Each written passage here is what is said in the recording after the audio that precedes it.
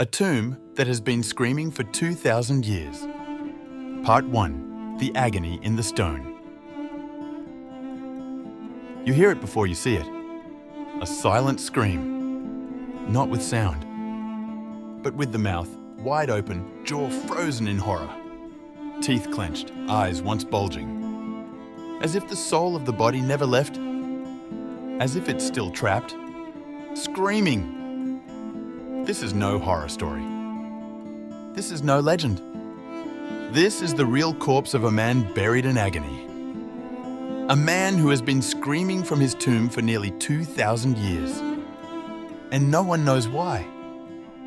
In 1968, archaeologists digging near Herculaneum, the sister city to Pompeii, unearthed something grotesquely unique. Among the typical victims of Mount Vesuvius, bodies curled in fetal positions, asphyxiated in their final moments, this one stood out. He was lying face up, his arms twisted, his jaw dislocated from the force of his final breath, and frozen mid-scream. To the world, he would become known as the Screaming Man. Now here's where it gets even more disturbing. Scientists believed most Vesuvius victims died instantly. Superheated gases burned their lungs before they could even react. But this man, he suffered. His bones were charred black. His skull had exploded from internal pressure, boiled from within. Yet his hands didn't cover his face. They reached outward. As if trying to stop something, or someone wasn't just death. This was terror frozen for eternity. But who was he? He wasn't just a civilian. He was buried separately in a marble tomb, far from the others. His skeleton was preserved far better. And, this is crucial, he had a gold ring and a finely crafted belt buckle near his remains.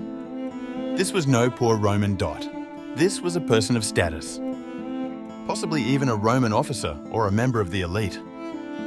So why was he, of all people, left to die in such agony, when the rich typically escaped? Or could it be he wasn't supposed to escape at all? Was this a punishment?